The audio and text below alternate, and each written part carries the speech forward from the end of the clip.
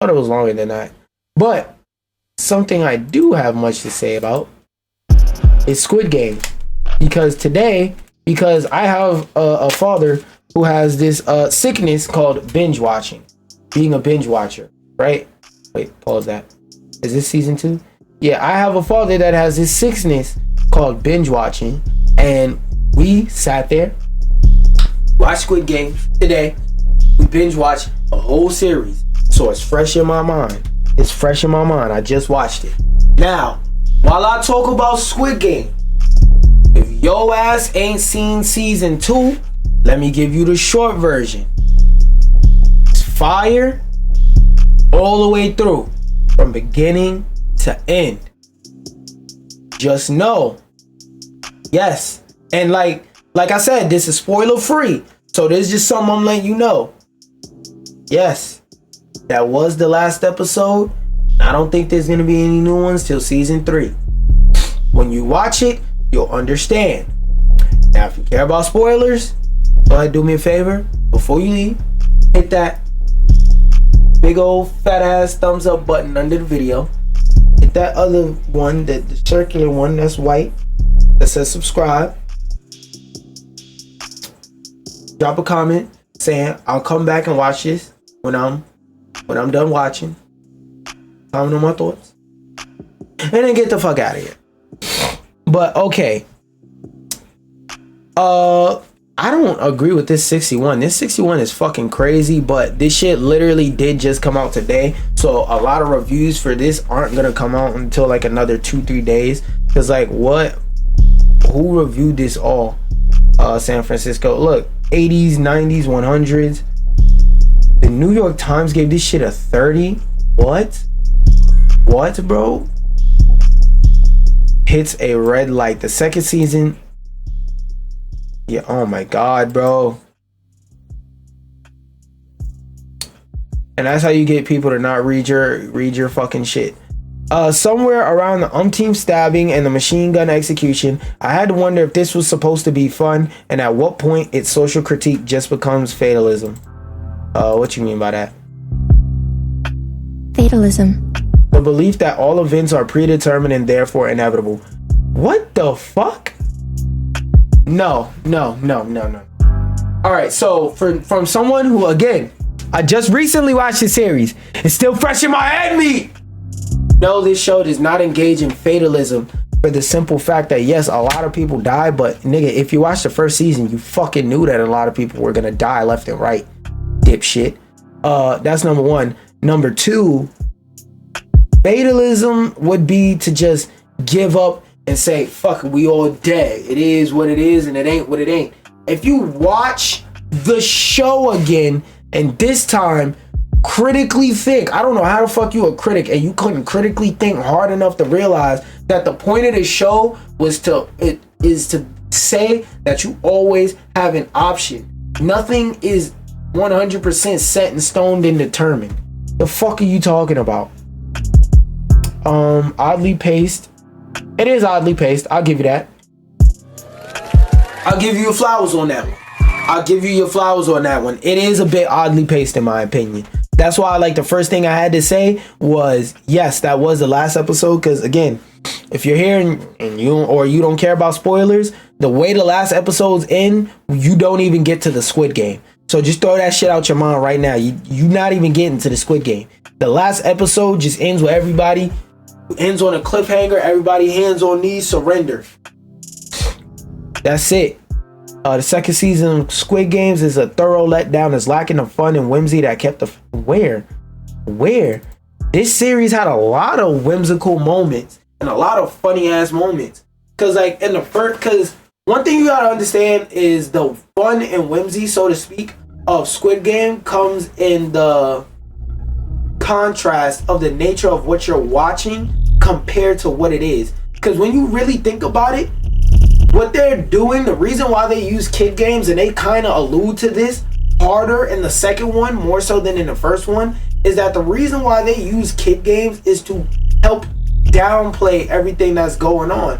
Because most of the people in the show in the first season, they didn't know what the fuck was going on. So they was just, oh, I want the money. But since whatever the name of the main character is, 456, since 456 been through the games and he won and all that before, when he was in there, he was like, yo, I've been through these games already and shit's gonna get spooky. Shit is going to get real fucking spooky around here. Okay? So a lot of them were aware about him on 456. Like, a lot of people in there were aware of 456, knowing about the games and stuff like that. And a lot of them were begging him, like, yo, 456, can you just tell us what the next game is gonna be and how to win it and blah blah blah blah blah blah blah blah blah blah blah and all that. So it's like, yo, a lot of the humor in this show comes from shit like him saying, I know all the games. They walk in that room, it's a whole different game. It was literally a whole different game than what he said it would be. He told everybody, hey, don't pick umbrella, line up, go get that triangle. That's the easiest one. Everybody was getting ready, walked in that room ready to line up on a triangle line. He just looked left and right, said, what the fuck is these rainbow circles on the ground? Niggas switched the whole set of games up. Whole set of games. That shit dead. Done. Gone. Not happening. So it's like, yo, this is lacking in fun and whimsy. I don't get what they had. I don't get what they getting at, because the dark humor in this show is just as good as the first season. Because like what I'm describing in a bubble doesn't sound funny, but if you watch the show within the context of what I'm saying, that shit is hilarious. Like, nigga really thought that they was finna do all the same games. They did red light, green light, niggas died. They went to that second game, everybody trusted him. Everybody died. USA Today said that it's a huge shame and it's unclear what went wrong and who's to blame. If anybody, Netflix, but there's nobody to blame for anything. Did Huang really not want to continue the story, or did the successful season 1 force the show to last longer than it should have? I agree. Some of the stuff in this show feels like it lasts longer than it should have, not necessarily because it was written poorly or anything like that, more so because it's like there are some moments in here where I'm like, you pretty much gotta turn this shit into an action movie cartoon to make it any type of interesting, because like they said earlier, the social commentary, it isn't the same as the first season. It's different messages, but I feel like they're less subtly hidden, because in the first season, like 90% of the messages that were there and 90% of the themes that were there in the first season, you really gotta watch it more than once to notice. Like, it was more aspects and stuff in there that, like I said, you gotta watch it more than once to notice. And in season 1, all the storylines snapping on all cylinders got wrapped up. Into season 2, you don't even know why it ended like that. Like, it pulls a Spider-Verse 2 and the shit ends at a climax, and they basically setting it up for, this shit makes a lot of money, so gotta prepare for a season 3. Season 2 bleeds from several wounds, but mostly it feels unnecessarily and contrived. I will say from the start, this shit feels unnecessary, and we literally know that it's unnecessary, but I don't know about contrived. And also, like I said, I agree, it's a pretty decent show, but a fucking 5? That's crazy. Rolling Stone, the new episodes are still well crafted in many ways. I agree, even if they're succumbed to streaming bloat. I didn't feel any streaming bloat in here, because my thing about the pacing of the Squid Games is more so that I'm confused as to why they didn't do the same amount of episodes as the first season. Like, y'all, as much money as y'all made on the first season, I'm pretty sure y'all could bring some of that budget over and like flip it in worse and use it to work on the second season with all the money you got in signups, and then are overcharging niggas in signups since. So I really don't know why there was only 7 episodes. I honestly don't. Cause like, if it was a lore story pacing wise reason why, it would make sense. But again, yes, episode 7 is really the last episode. There's nothing else. So they make a season 3, I'm assuming. With them essentially functioning as half a season, whose story will be completed sometime next year. But they never argue forcefully enough for their need to exist. Unless you understand that, unless you understand that Huang deserves some compensation for all the suffering he went through last time and for all the money that he made for Netflix without previously getting it out. Basically, they're saying this show only exists so that nigga doesn't have to live on the side of a road. The Netflix hit delivers a satisfying kick of visceral excitement with its brutal contestants and a clutch of compelling new characters. Yeah, I will say there were a couple new characters that I enjoyed seeing interactions with. Now, I'm gonna be real. Besides the main character, besides the dude with the purple hair, the transgender character that was everybody's savior out of nowhere, like the whole fucking series, throughout the whole 7, well, I don't want to say the whole 7, throughout like 5 of the 7 episodes, the transgender shorty, she was saving everybody all the time. It was incredible, because like at the beginning of the series, because she was transgender, everybody was like, ew, you fucking disgusting creature, ew. But then turn around every time somebody needed something, who was there to save them? Well, except for the vote, because this goofy bitch voted for O. But every other time, guess what was happening? Everybody needed a hero. Stepped up to the front line and saved everybody. So I said, Thanos, the trash ass rapper, had a captivating personality. He wasn't as good as a villain as the dude from like, remember the dude that was a gangbanger or whatever? He was part of Tiger Gang or whatever the fuck. He's the one who tried to shake down the main character on 456. He's the one who tried to shake down 456 for the money that he owed or whatnot. That dude, nobody in this show is as good a villain as that dude. No. And then like the relationship between the mother and the son, they have a relationship dynamic that is interesting, but it's not iconic. So when I say iconic, seems like when old boy got finessed and he had to walk away and get shot in his head, like the Indian dude, when that scene happened, niggas was tight. The scene where the two shorties that was best friends, remember shorty that got poked in her liver or whatever, and she bled out while she was eating a big feast? Her and the girl that died in her marble game. Iconic characters that will be remembered throughout time. The old man that was number 1 from season 1, everybody getting popped in a biscuit. This nigga, ho, running around with the cancer in his body, dying, crippling. Him, iconic character. The main dude, iconic character. Gang's brother, the way that he had to really package his brother, iconic scene, iconic character. The dude in a black mask that becomes number 1 in season 2, iconic character in both seasons. But besides the main character and what was his name?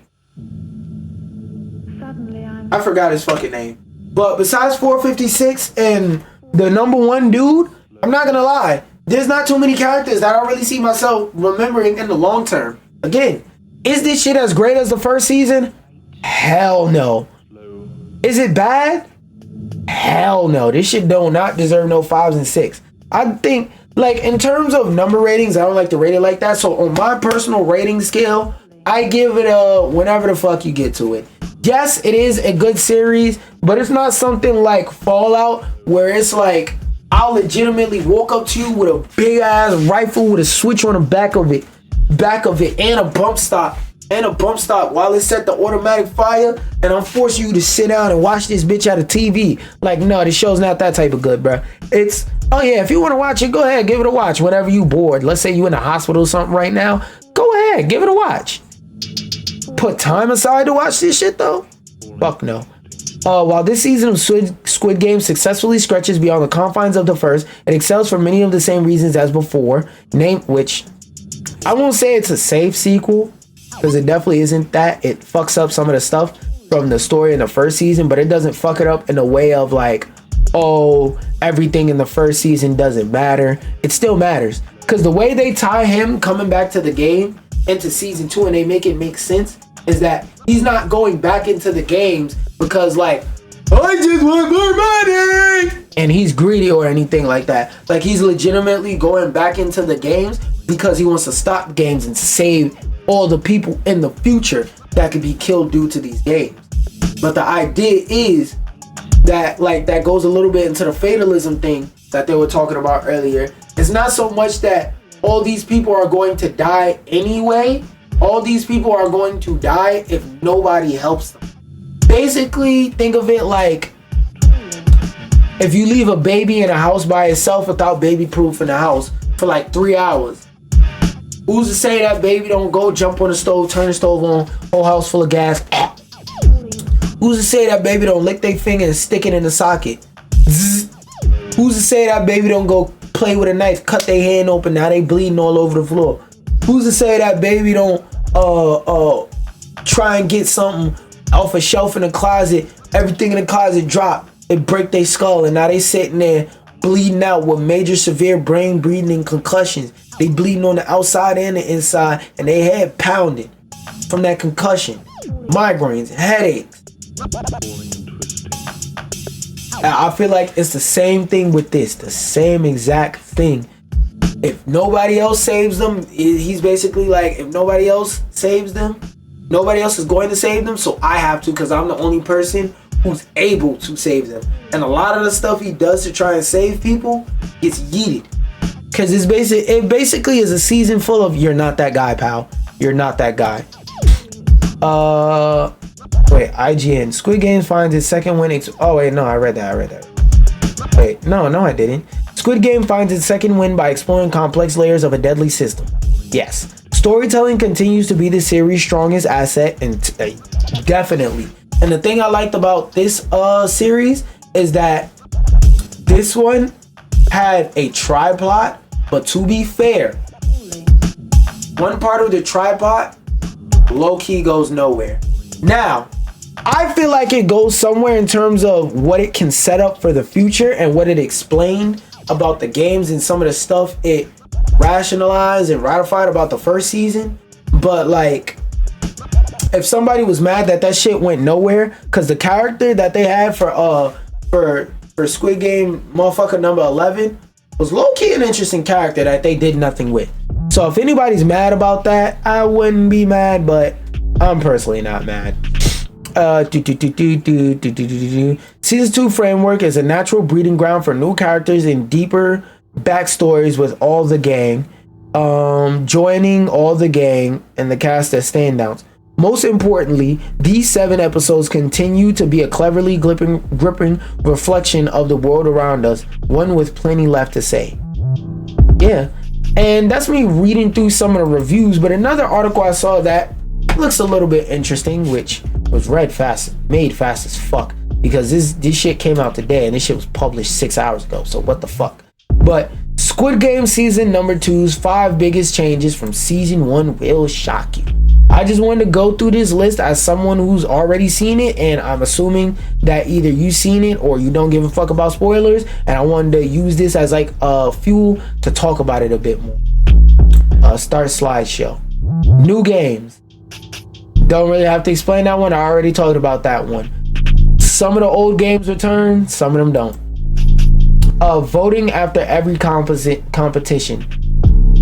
Okay, so the lore reason why in the first okay, so I'm gonna have to sit down for this. I really am gonna have to sit down for this. But in the first season, yeah, it's true, they didn't vote after every single last one of the games, but that was because in the first season everybody was just a gambling addict going into this, trying to make some money, not knowing anything about the bigger nature of the games. They saw people get shot and whatnot, and they was like, their gambling addiction took over, and they went, put the money, like who was that? I think that was Chris Rock in New Jack City. It's calling me, Frankie, it's calling me. That's how all of them were when it came to the money in a big ass piggy bank above. That's number 1, right? Number 2, The main character, 456 or 465, whatever his name, I think it's 456.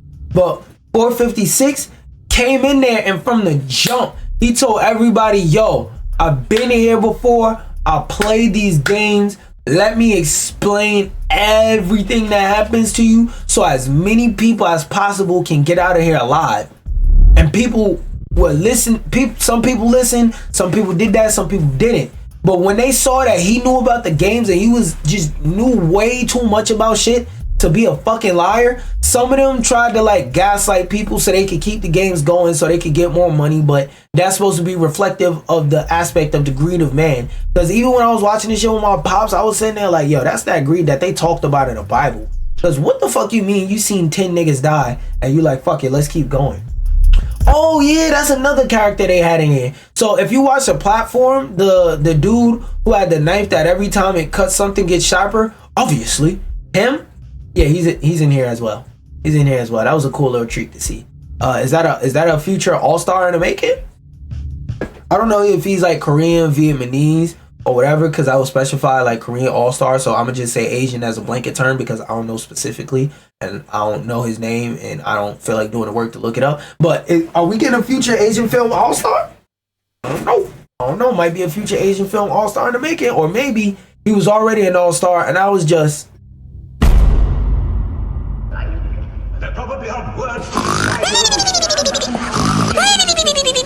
Because I didn't know anything about him. But yeah, there's a very, very good reason for why they vote after every game. And also, one thing about it that I think this season focuses on, that's a new theme for Squid Games, is focusing on the idea of how the democratic voting system is really fucked up. Because like there are a lot of points in this show where people get swayed over by the dumbest shit possible. The stupidest shit ever will happen and they'll be swayed by it. But the shit is made, it's not dumb in terms of you could have wrote something better than that. It's dumb in terms of like you get real life mad, like, yo, dipshit, you could have just, like it really has you emotionally invested in trying to figure out why people do the dumb shit that they do. Pregnant contestant. Really not much to explain there. One of the contestants had a baby in their body. I don't remember if Shorty died or not. Outside of the young guards who get killed in both seasons, Squid Game has pretty much excluded children from risking their lives. Given that Yoongi's pregnancy wasn't overtly visible. Yeah, because like throughout the whole show, they would say, oh yeah, look at her, she looks pregnant. And like I ain't see nothing that made her look pregnant yet. It's possible the organizers of the games were unaware of her bringing a fetus into a war zone. However, a child's life being decided by their parents' desperation is the type of social experiment Squid Games has come to be known for. Luckily, she survives in season 2, but that doesn't matter. She or her child are just in the clear yet. Oh, doesn't mean that her or her child are in the clear yet. That's a fact. Because there were a couple scenes in there where I was scared she was gonna have a stillborn or some shit like that, and I was like, oof, that would be hard to watch. So like, yeah. And I mean, this series in general, if you got like crazy PTSD or crazy trauma, I wouldn't recommend watching at all. Like I don't know what the fuck about this series looks appealing to anybody with that type of shit that could get triggered by this type of stuff. But yeah, if you have any type of crazy trauma or triggers,